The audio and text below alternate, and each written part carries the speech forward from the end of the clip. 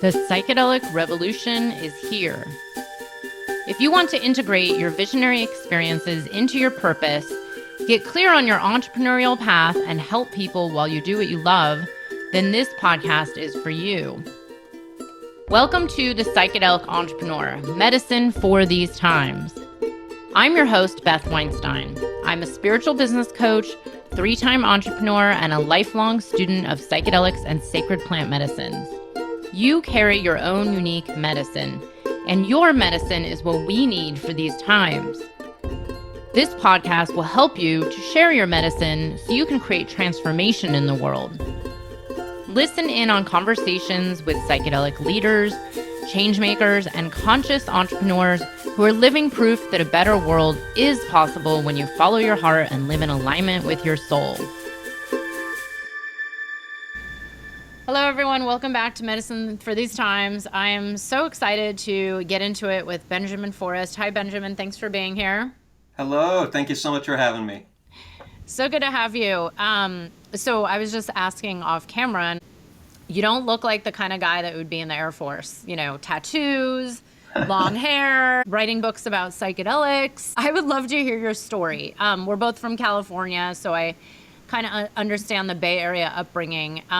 How did you get onto this path of not only the psychedelics, but going into the Air Force, which actually is, for someone in the Bay Area, I think I know no one, I mean, I'm sure someone from my high school did go into one of the armed forces, but yeah, it wasn't very common. What's your story? How'd you end up here? Yeah, well, in terms of joining the military and also in terms of my appearance, the word rebellion comes to mind. Yeah. So when you're growing up in the Bay Area, it was a very, affluent, liberal environment, and most people around me in high school, went on to, college and so forth. I went a different route. I actually would attribute it to just being a mess. So I graduated high school at 16. Intellectually, academically, maybe I could have handled that, but like emotionally, I was completely unprepared for it. So I spent a few years just floundering in my late teens. And finally, it was like this lightning bolt hit me and said, dude, you've got to find some discipline. And somehow in the back of my mind, I thought, well, where does a man go to find discipline? The military. And it actually worked. I went from being this, chaotic young man with no direction to suddenly having a structure and discipline and accountability and encouragement. And it actually really worked for me. It clicked. And it clicked so well that instead of the initial 4 years that I'd intended to serve in the military, it wound up becoming 25 years. So I think for me, the military filled this hole that I had. And I think it maybe even became like a father in a way, because you want a father, ideally, to give you discipline and structure and accountability. So post-psychedelics, I kind of look back at me joining the military as kind of this mythological rite of passage, right? I don't think it's ridiculous to say that I went in there as a boy and left as a man. And I learned some really important lessons. I learned that I can do hard things. I learned that my behavior affects everybody around me. And I learned to have a mission and a goal in life instead of just simply floundering. So that's how I wound up in the military. Thank you for sharing. I'm so curious. I don't know why when I was a kid, you probably know this because I grew up watching the Blue Angels at Moffett Field, which I heard is a private airport for like the billionaires with private jets now. But I'm curious what you did in the military, in the Air Force. Were you flying around in the planes and flipping upside down, or? So I did a little bit of everything. I started out enlisted, and then I was a communications officer. I was a recruiting commander. I was a program manager for satellite programs, worked at the Pentagon on F-35 budgets, and I was an instructor of international relations towards the end. So looking back, they didn't really diagnose it at the time, but clearly I had ADHD. And my military career actually served that ADHD really well because I was doing something completely different almost every 2 years. That sounds very familiar to me too. I love it. Plus, it keeps it fun and interesting. I'm curious, were you ever deployed in one of the, battle zone locations, or were you lucky enough to avoid that? I did serve in both Iraq and Afghanistan. Hmm. Iraq in 2003, which was this very interesting moment. Major combat had just ended in Iraq, and we didn't know how to spell the word insurgency yet. So I was there in this brief little period where we were patting ourselves on the back, feeling like we'd won, and had no idea the chaos and destruction of the days and Oh my years God. ahead. Yeah, Wow. and then some years later, in 2011, 2012, I was stationed in Afghanistan, first in Kandahar and later in Kabul. Wow. Okay. Thank you for your service, by the way. I mean, it's always a mixed bag. I'm Mhm. sure everyone is like, oh, anti-war, anti-armed forces, but on some level, it's America. It's how long has it been around? And thank you for serving, because I would never have done it. Although I was fascinated by it. So then I'm curious, because you grew up in California, and when I talk about my psychedelic experiences, I always blame it on growing up in California, because I did psychedelics at a very young age. Were Mm. you were you doing drugs when you were a teenager, like the rest of us, or smoking Uh, weed, or getting into in a, trouble? yeah, in a limited way. I'm going to throw my dad under the bus. He's no longer on this particular planet, so he can't go after me. But I do remember a story from when I was a kid. So I was raised vegetarian. And the story he told me was that he had taken LSD at a barbecue, looked at the grill, and decided that we shouldn't be eating meat unless it was, necessary. So I was actually raised vegetarian because of an LSD trip that my father was on. I Amazing. gave it up after Iraq because I got tired of eating the vegetable lasagna MREs every single meal. So I do eat meat now, but that's my psychedelic origin story through my dad. Wow. And I also did do LSD 3 times as a teenager. And so there was a little bit of a foundation of what that space looks like. But the last time I had done LSD was, I think, at the age of 18. And then it was almost 30 years later when I ever touched a psychedelic again. Oh my God. I love these stories. Okay. So then what year did they come back into your life, and how? Yeah, so April 16th, 2021, I tried psychedelics again. The how of that was like this. So I had a very successful military career. I started out at the lowest enlisted rank. Within 20 years, I was a lieutenant colonel and squadron commander, and I thought I was going on to do great things. But damn it, life intervened. And towards the end of that 25-year career, I had what I could only describe as a breakdown on active duty. I think things had just piled so much up in my psyche, and I didn't have the resources inside to deal with it. So instead of going on to be a colonel and a group commander like I'd expected, I sort of retired broken and in disgrace. So I got out of the service thinking, maybe that's the answer to my problems. And it did, ease some of the psychological stressors that I have, not being in the military anymore, active duty. But I still found this just deep depression within me that nothing was able to treat. Not that the SSRIs, not the therapy. And finally, it got so bad that on Veterans Day of 2020, I wound up in a psych ward with suicidal ideation, and the VA did not appear to have anything to help me with. And so after I got out of the psych ward, I immediately quit my job and I went down this rabbit hole of how do I heal myself? Since the VA can't do it, I guess I'll have to do it myself. And in the course of a few months of researching, I read Michael Pollan's book, How to Change Your Mind, which kind of opened me up to like, oh, maybe psychedelics are more than just having fun as a teenager with friends. And then I saw a TED talk by Dr. Rosalind Watts from Imperial College. It was called Can Magic Mushrooms Unlock Depression? And somehow I knew that's it. I think that's the thing that allows me to get back into my subconscious and put together the puzzle of what's wrong with me.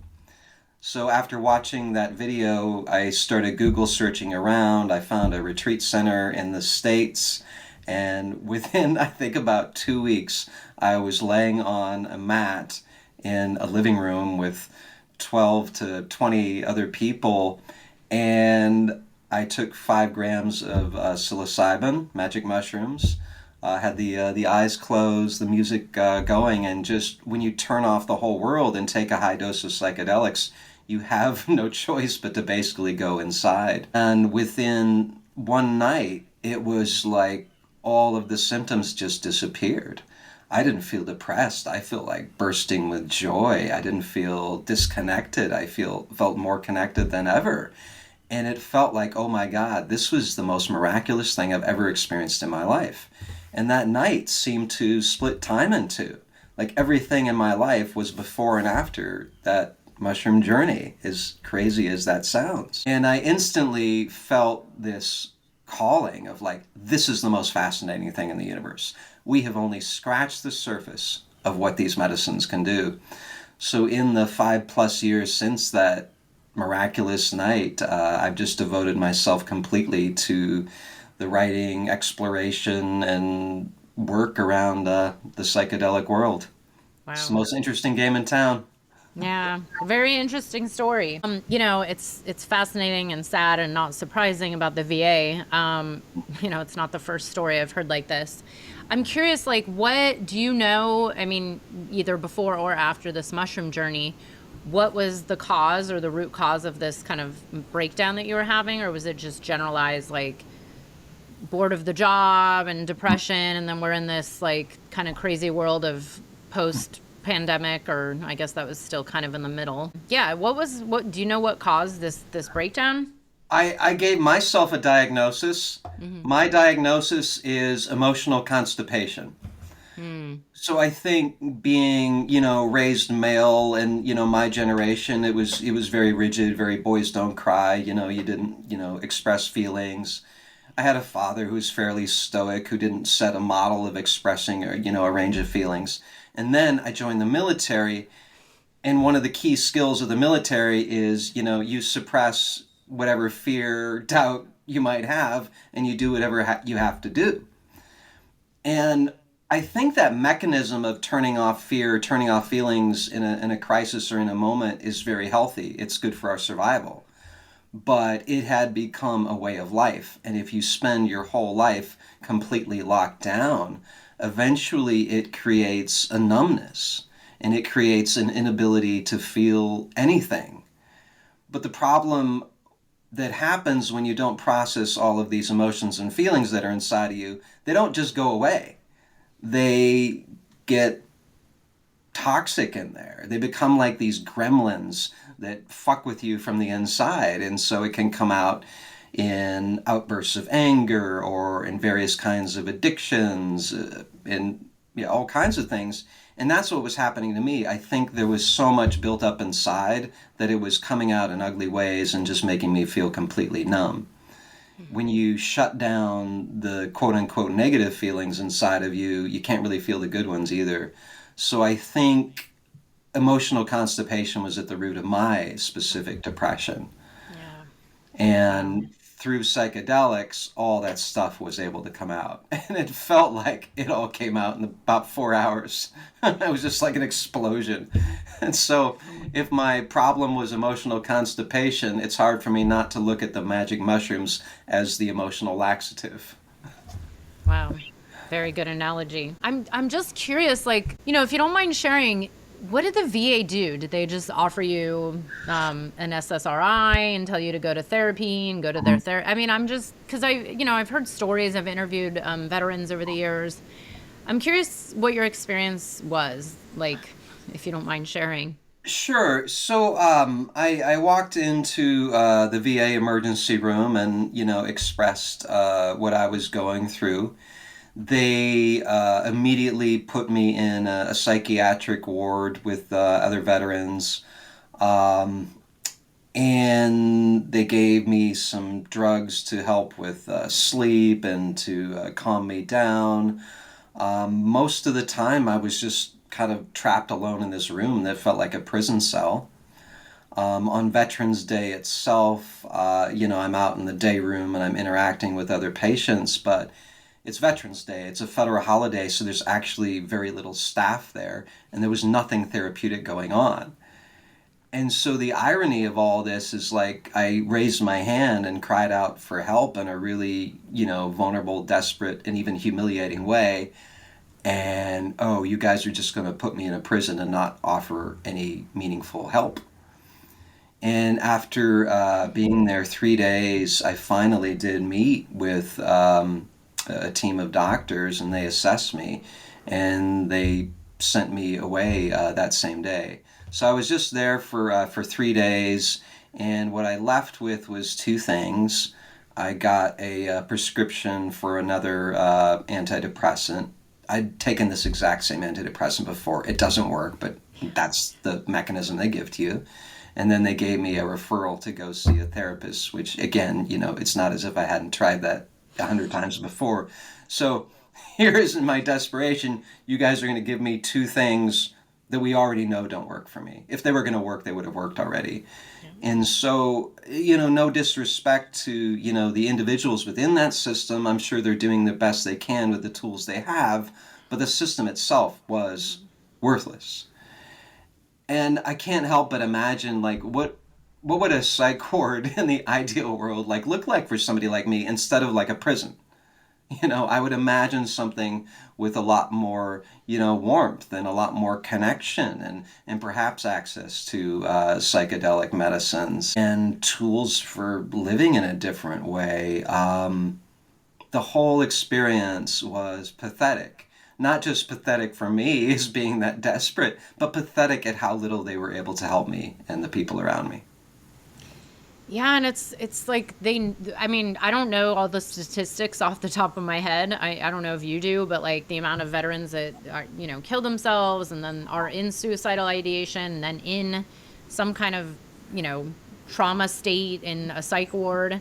Mm-hmm. And I can't figure out if it's like, okay, I know the argument of like, oh, well, it's costing us too much money, although is it? Or is it the opposite, right? Like it's actually costing us more money to not really get them the right treatment. Mm-hmm. Do you know like what the statistics are with this and why the VA doesn't? I mean, I know it's a huge systemic problem. I know it's not just like this one hospital or the VA, but I'm wondering like, what do you think it all is? Like no one gives a shit, essentially. I mean, No, I think, the VA is full of sincere people who do give a shit, but they have to operate within these boundaries that render them, I think, often ineffective. The statistic I hear around veteran suicide is 21 a day, roughly. And I think it's probably even worse than that if you think about other ways that veterans kill themselves, because it's not always, a gun to the head. It can be through severe alcoholism. It can be through reckless behavior. While the Iraq War was going on, I saw over and over these statistics about the deaths of Marines. I was a motorcycle rider, and during the war, during the active war, there was more Marines dying in motorcycle accidents than in actual combat. And were all of those motorcycle accidents suicidal in nature? Probably not all of them, but I'm betting some of them were. I think that reckless behavior comes from a traumatized mind. wow.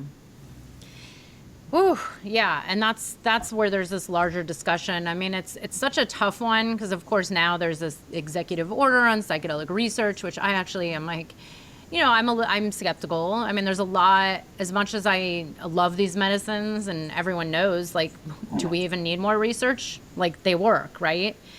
So to have this kind of like gesture of like, oh, we're going to give some money to fund research to maybe these companies that want to patent these plant medicines that are actually available right now to everybody. It's a whole other discussion.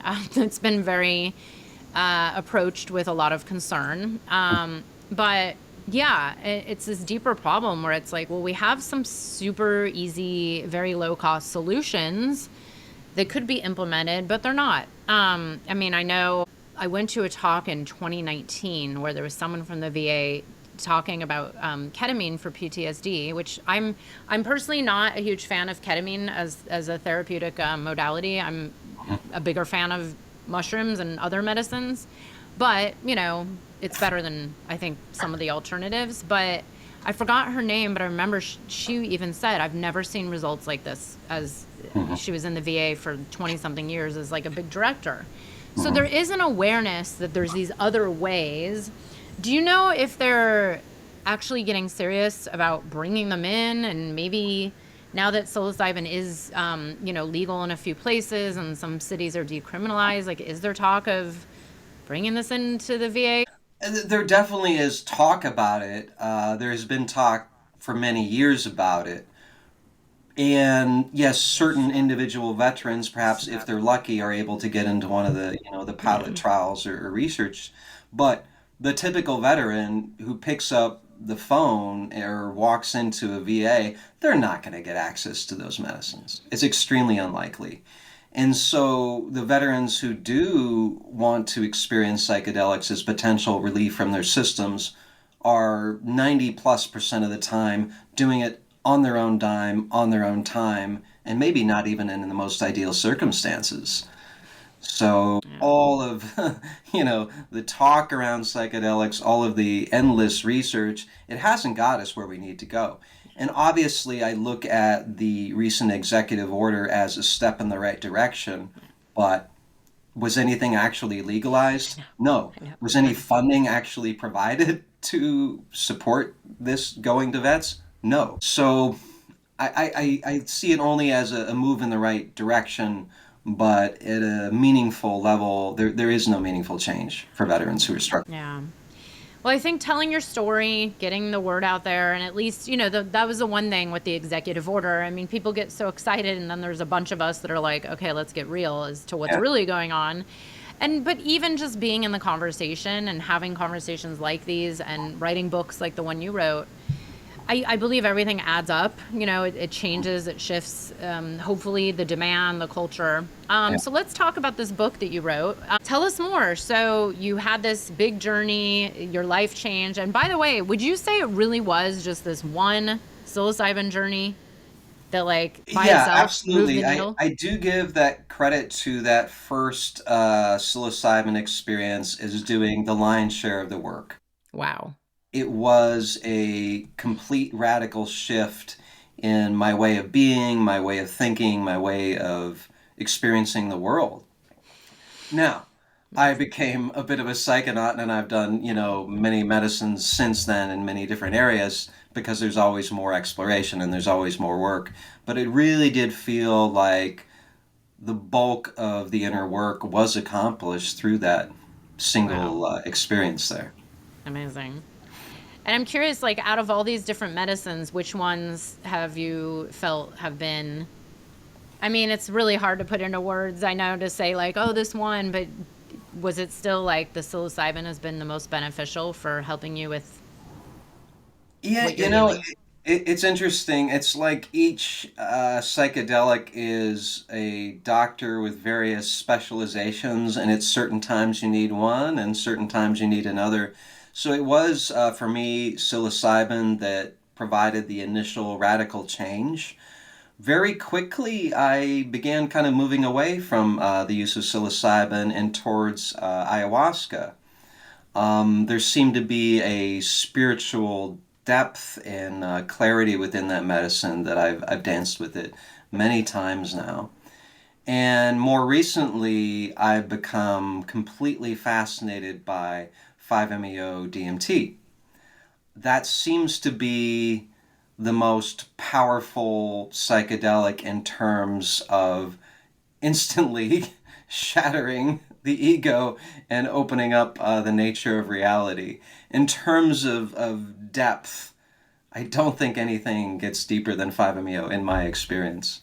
But I've also, experienced iboga, which is, I think, really having a moment in our culture right now, in part because of veterans.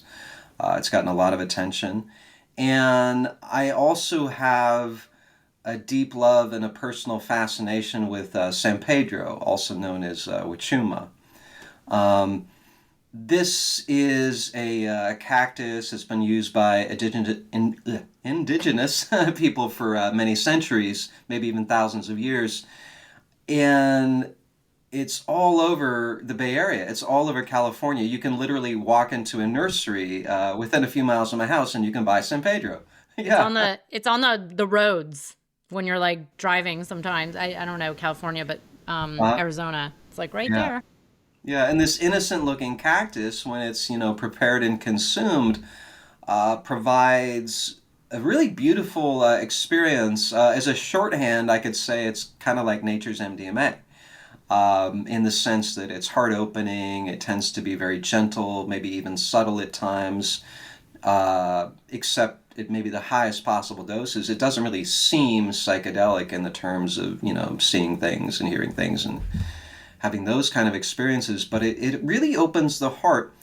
And what fascinated me about it was that ayahuasca is known as the feminine medicine, the grandmother medicine. Well, San Pedro is known as the masculine and known as the grandfather medicine.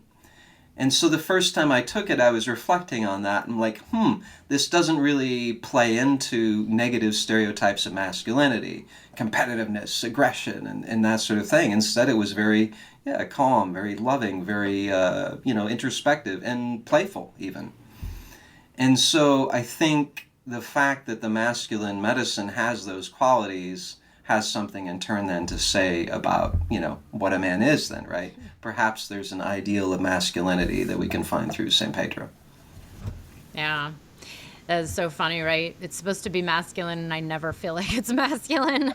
But yes, you have a very good point. I mean, even Iboga, everybody said that was masculine. I'm like, I don't know. I mean, besides a couple men that I saw in the visions, it was very feminine to me. But, Mhm. we are all everything, right? Yeah. That's a bigger story. So, yeah, let's hear a little bit about your book. What inspired that, and what's it all about? Of course. So I wanted to be a writer since I was a little boy, and I remember that weekend when I first experienced magic mushrooms, it was like, oh my God, this is the book. Like I finally have that thing to write about. And my brain was almost working on the book like as the weekend was going on. And a couple years later, I found myself with over 300 pages of the book, and damn it, it was actually kind of a memoir. And I looked at it and I thought, who did I write this book for? Did I write it for me or did I write it for the reader? No wrong answer there, but when I was being honest with myself, I wrote it for me. And I don't regret that, but that wasn't the book I wanted to publish. So I kind of put aside this memoir of psychedelic experiences and I started over from scratch. And I thought, well, maybe it's a self help book. Maybe it's a self help book that tells people, how do I prepare for a medicine journey? How do I navigate it when I'm in the thick of it? And maybe most importantly, how do I integrate the psychedelic journey after it's over so I don't lose the medicine? So I designed the book around three sections: preparation, navigation, integration. And within that, I do tell my own story and try to provide some basic principles that can guide us through the medicine. So it's sort of the, well, generic's not the right word, but it is sort of the basic self-help book of how to experience psychedelics in a therapeutic way for somebody who may not know anything about psychedelics. When I had my first experience over 5 years ago as a full adult, I didn't really know anything about the medicines. And I didn't know anybody who knew anything about the medicines. And although, Michael Pollan's book is a landmark in terms of, academic research and the mainstreaming of psychedelics, it's not a guide, right? It's not the exact book that you would need if you're going to go have a personal journey. So that's what I tried to create is the psychedelic self-help book for the curious. Nice. Well, I'm curious, like, what would you, I mean, maybe pull from your book, but what would you have wanted to know that you didn't know going into that journey? Like, what would have helped? I actually, I wouldn't change anything. The first experience with magic mushrooms for me was so perfect, I actually wouldn't change a thing. I loved the way that I went into it. I fortunately was really clear on building intention. So intention being a big part of the preparation piece. I think my desperation when I took the medicine facilitated an absolute surrender while I was in the experience. So surrender is a big part of the navigation. And for integration, I was really fortunate. So I had quit my job. My marriage was, already falling apart by the time I found psychedelics. So after my first psychedelic experience, I had this really rare moment in my life where I was kind of free. And so I went and blew my mind with the medicine, and then I actually spent about 30 days alone in a small place in a tiny town overlooking the lake. And it became this 30 days of kind of reprogramming myself. I didn't know the term neuroplasticity maybe at the moment, but that's what I was doing. I was taking advantage of this period of neuroplasticity to essentially reprogram myself. So almost by dumb luck or intuition or whatever, I almost kind of did everything right that I needed to do. So I wouldn't necessarily change anything I did, but I did recognize not everybody was, as lucky as me in terms of finding the right container to experience the medicine, of realizing the necessity of absolute surrender when you're diving into it. And also having that space after the journey to really bring it into my life. I think one of the reasons psychedelics don't always stick with people is because they have, all these great revelations maybe over a weekend. They see all the changes that they need to make to their lives. But Monday morning, they're back at work. They're back arguing with their kids or, having dynamics with their spouse or partner coming up. And if you go immediately from that mystical experience back into the mundane and you don't make space to integrate that, you've lost the magic. You've maybe kind of thrown it away. Yeah. Yeah, which is, it's part of the world that we're in. I mean, people are looking for the instant healing and the help, but then there's this life, right? There's this like, oh, I need to go back to work and my family, etc. Yeah, what do you recommend that people can do to help, like, let's say they do go sit with ayahuasca over a weekend and have to go back. Mm-hmm. Like, what do you recommend as like your top integration tools? And then also like, how do you reprogram yourself? Sure. The first thing is to give yourself as much space as you can after the journey. And that's going to look different from circumstance to circumstance. If you're able to take days or maybe even a couple weeks off, that's great.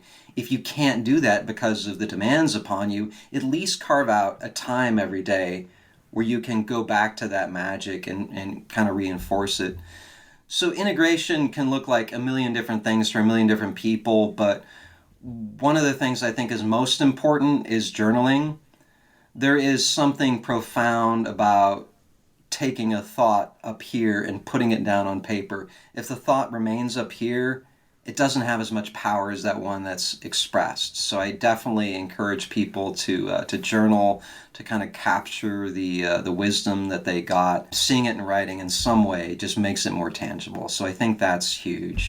I'm a big believer in affirmations.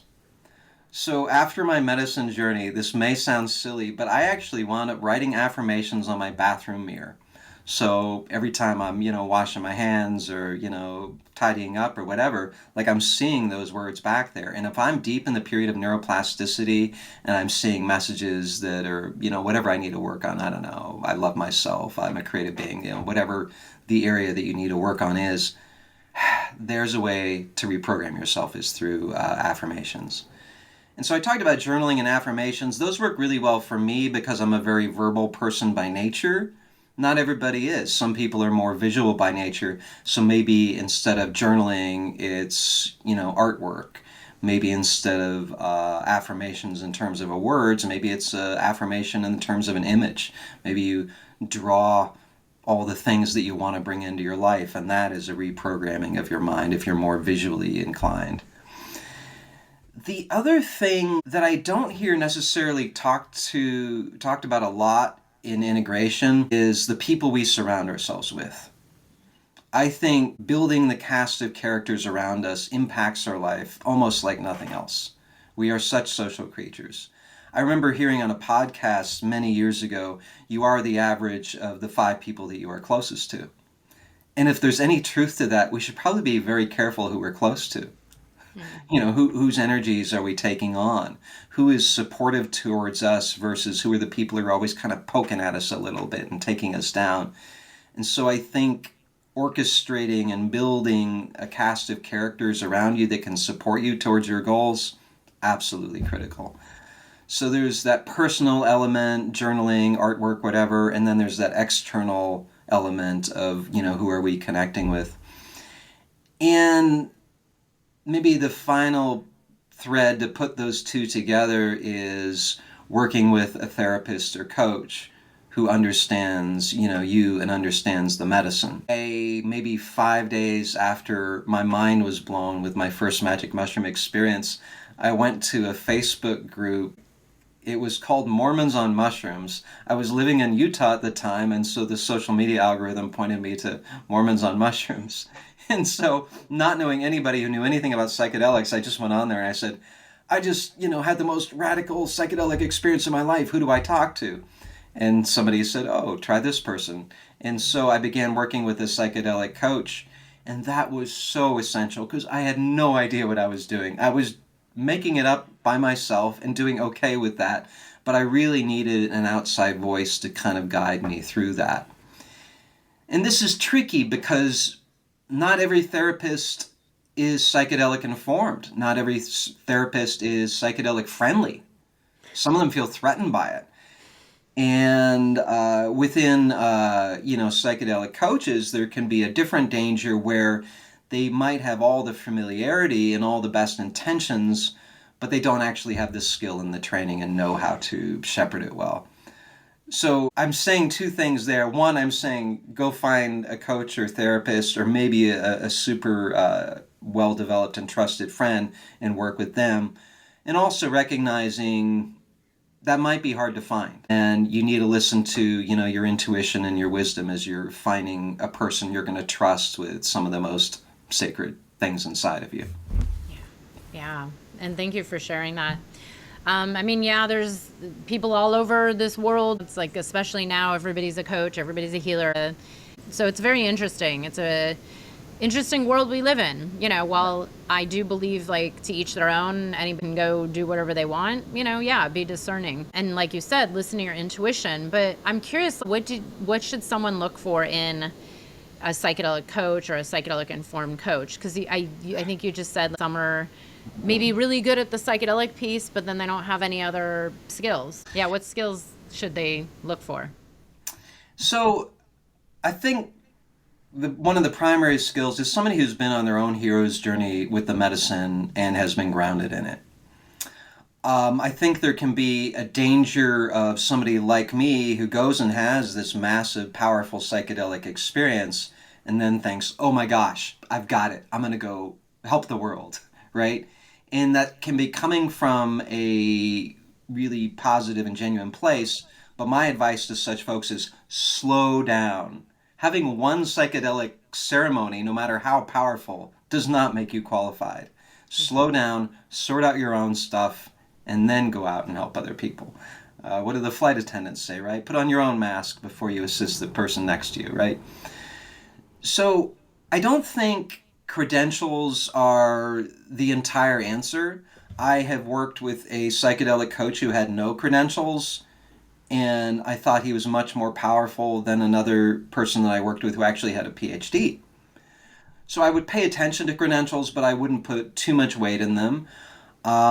I think I would listen to my intuition. Finding the right therapist or coach is sort of like dating. You don't want to jump into bed with the first person you meet. Let's make sure that there's some chemistry and some understanding with that person. So having a consult with them, maybe a couple sessions with them, and then being really honest, like, is this person a good fit for me? Even if they are super qualified and everything, they may not be a good fit for me.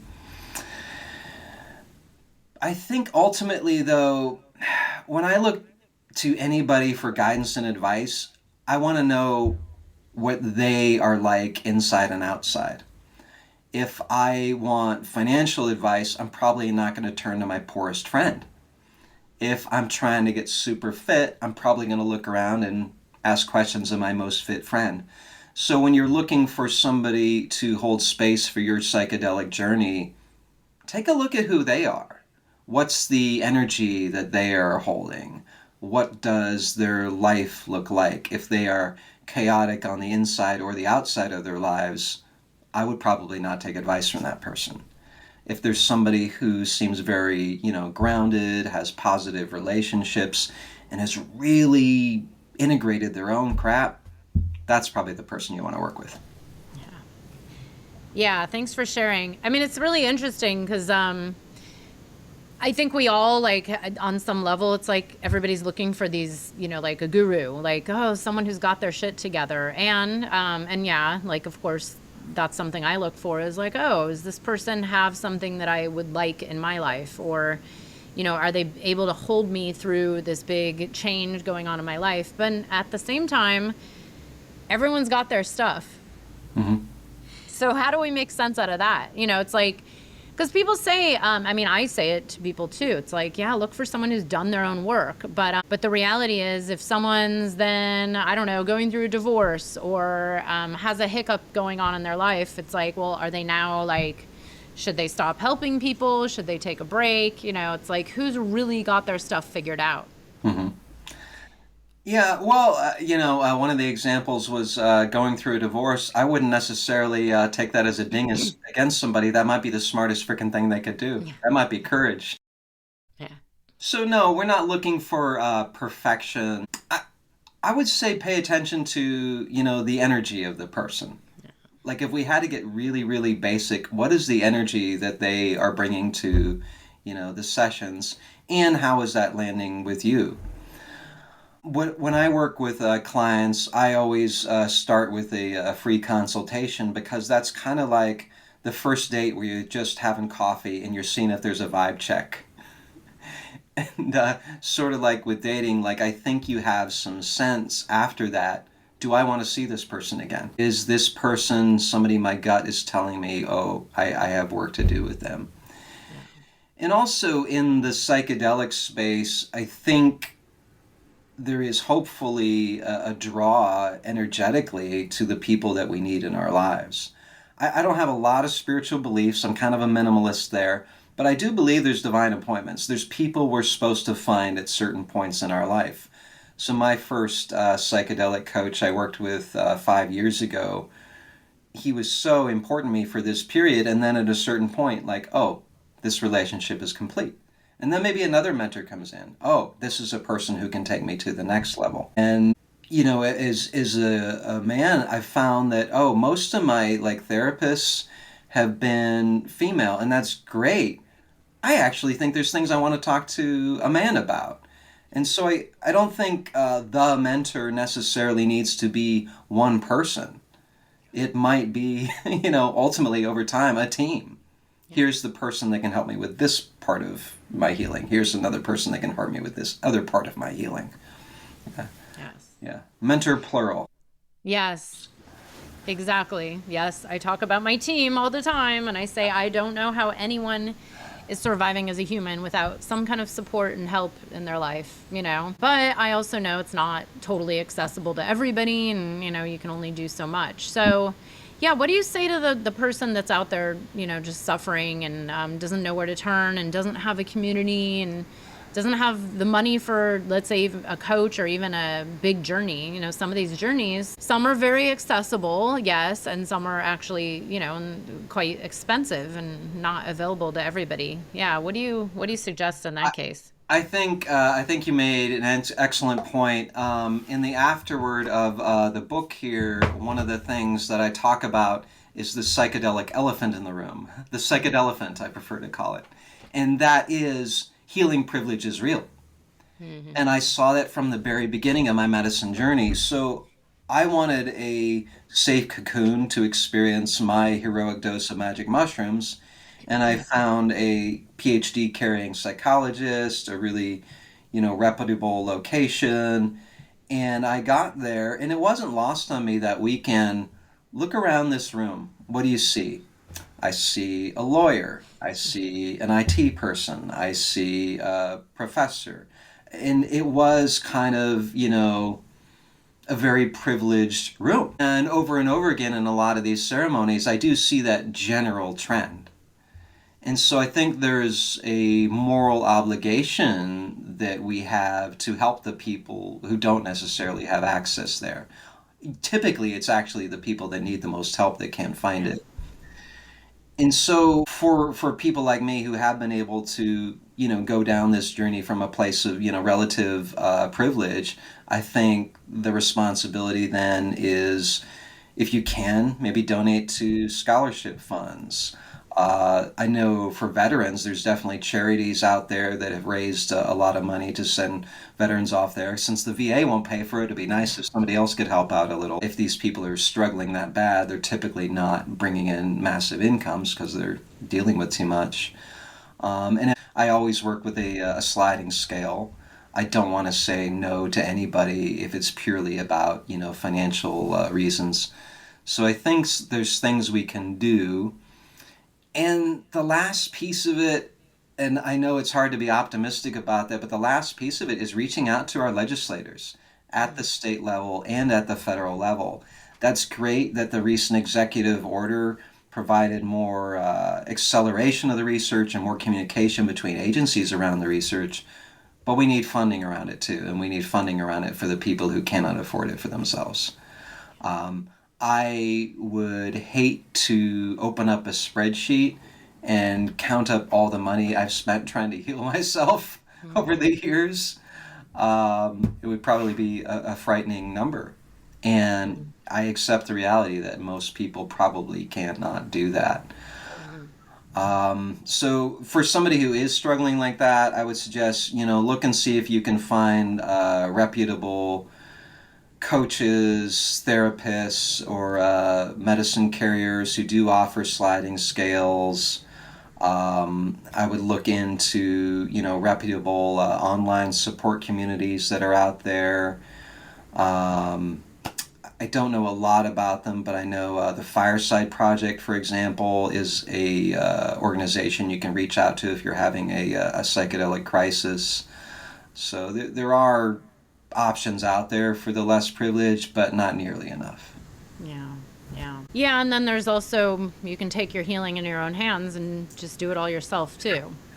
No one likes to talk about that because everyone thinks, like, oh, yeah, there's this risk. But somehow we did it for thousands of years Yeah. before just a few years ago. I shouldn't say that. It's been, there's been underground therapists working with medicines for a very long time. But there is a certain level of like sovereignty in healing, like Uh, true cognitive liberty, yeah. where most of these medicines are widely available, whether they're legal or not. There is a risk, of course, but Hmm. there is a point where it should be every human's rights to do whatever they want with their mind, their body, their own healing. And it's not the most ideal situation, in my opinion. I do believe in healing with others and having the support, but that is an option. So Yeah, I mean, the cost of the psychedelic journey is not the medicine, actually. yeah, It's the container and the support around the medicine. exactly. Um, I've joked that, for probably $500, I could, heal 1,000 souls, right? Mushrooms are very easy to grow and Yeah, regrow. And so it's not the cost of the medicine that's actually the problem. yeah, And I think what you were getting at is that, yes, could somebody for a very small amount of money get 5 grams of mushrooms and do it, in the privacy of their bedroom, hopefully with a trusted friend watching yeah, over them, because I don't want to be dismissive around the safety concerns. yeah, of course.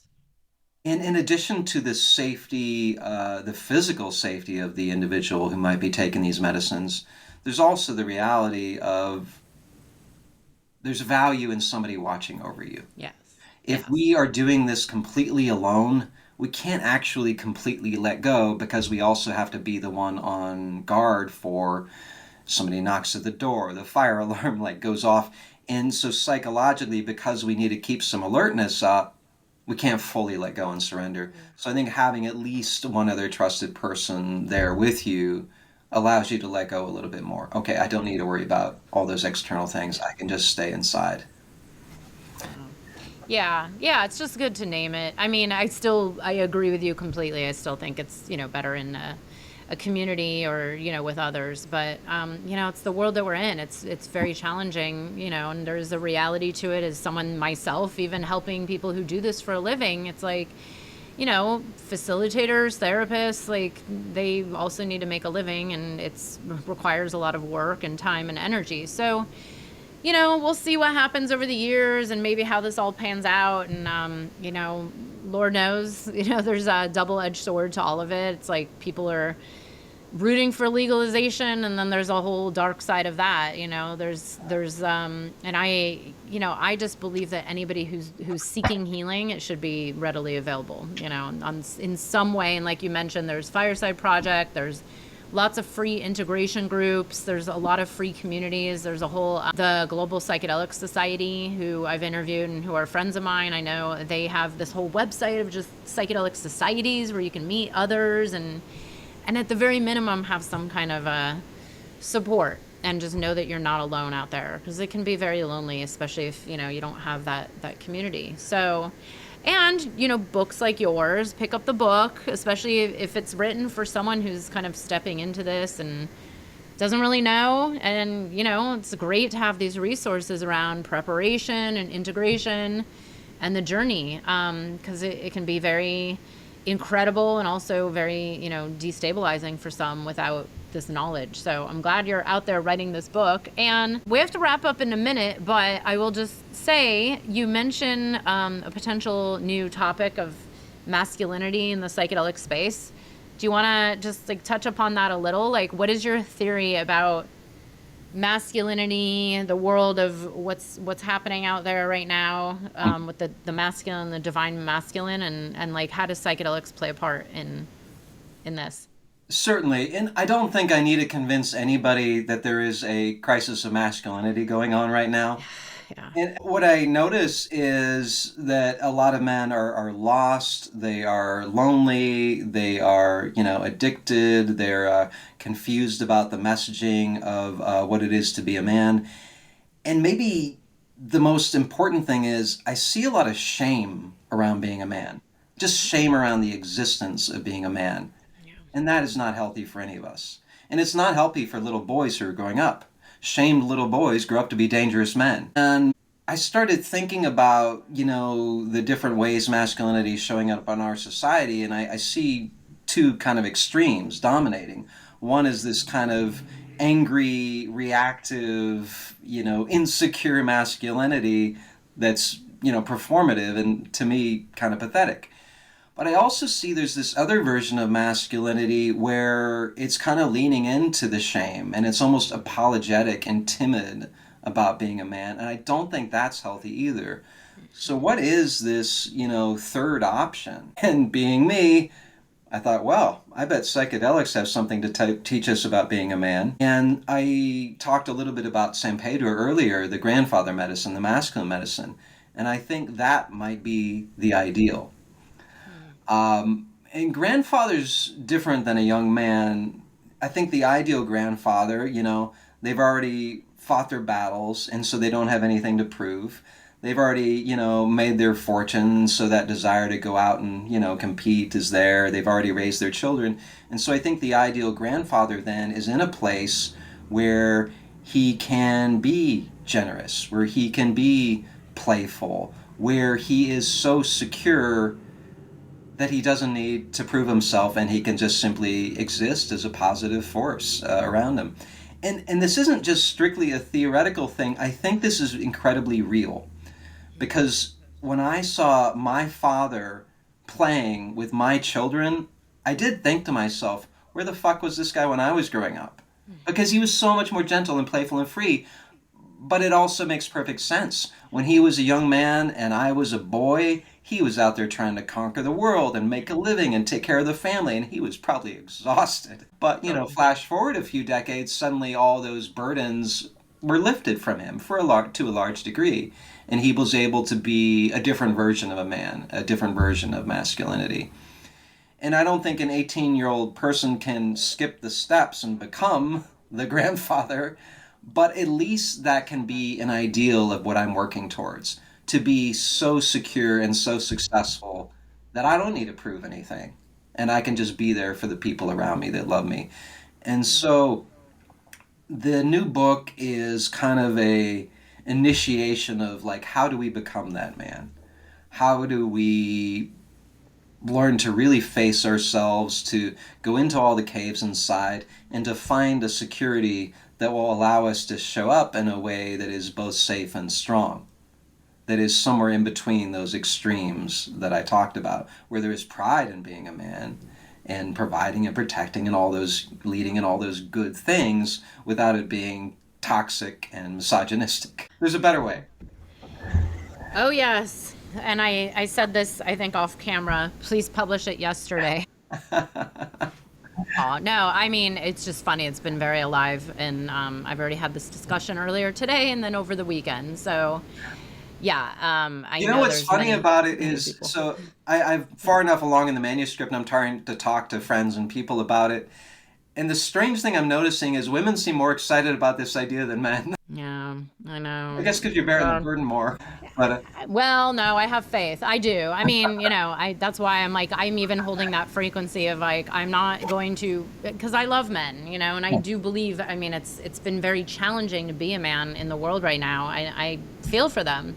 And I pretty much every woman I know feels the same way I do. And that's probably why we're really excited. So, maybe we're the ones getting excited and tell all our male friends about it. And then they, but I do know more and more men that are like really on this path of doing this deep work and trying to figure it out, and I think the more men are doing it, the more other men will be doing it because we kind of have no choice. I mean, there's whatever we've been doing as a culture, as a society for so long, it's just not working anymore. And it's affecting our entire planet. It's affecting the earth itself. And so I know there's an awareness, and I think more men that are out there talking about it, that it will just, hopefully more men will jump on board. So I'm excited for this.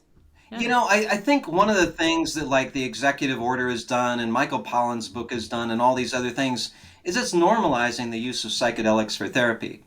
And so I think the conversation around psychedelics and masculinity and the message I'm trying to bring in the next book, I want to normalize these conversations because there's this dynamic that works among people. It gives permission to every other man that that's okay. And so maybe in a men's group, the first man to cry just gave permission to every other man in that room to go and feel. So that's the goal. Yes, I have lots of faith. I really do. Well, anyways, I'm just really glad you're out there talking about this and sharing your story. And thank you so much for sharing candidly about your service and your journey. And I know it's not easy. And, it's great that others don't feel alone in their journey and what they're going through. And just, more and more people know that like, okay, this is normal, that I'm feeling this. And it's okay to go get help and, try a different way. So thank you so much for the work that you do and sharing yourself. Yeah, thank you so much. And one last comment. I know a lot of people don't read books anymore, so the audiobook of Trip of a Lifetime is now out there, so you can listen to it in your car while you're commuting. That's if you don't want to sit down at a chair and spend some hours reading. Yes. No books. I read books. I'm like, Good. oh, people don't read books. I guess you're right, but I do. But yes, that's great. I think audiobook is amazing, so congratulations. Thanks for sharing that. And we'll have all your links right here in the show notes. If anyone needs anything, just reach out and follow. And thank you so much for being here, Benjamin. Thank you. Wonderful to connect. Good to have you. I hope you enjoyed the episode. If you're feeling inspired, I'd appreciate it if you showed your love with a review. And check out my YouTube channel where you can find the video version of this podcast. You can also head to bethaweinstein.com to learn more about me and grab my free business growth trainings. Remember, you carry your own unique medicine, and your medicine is what we need for these times.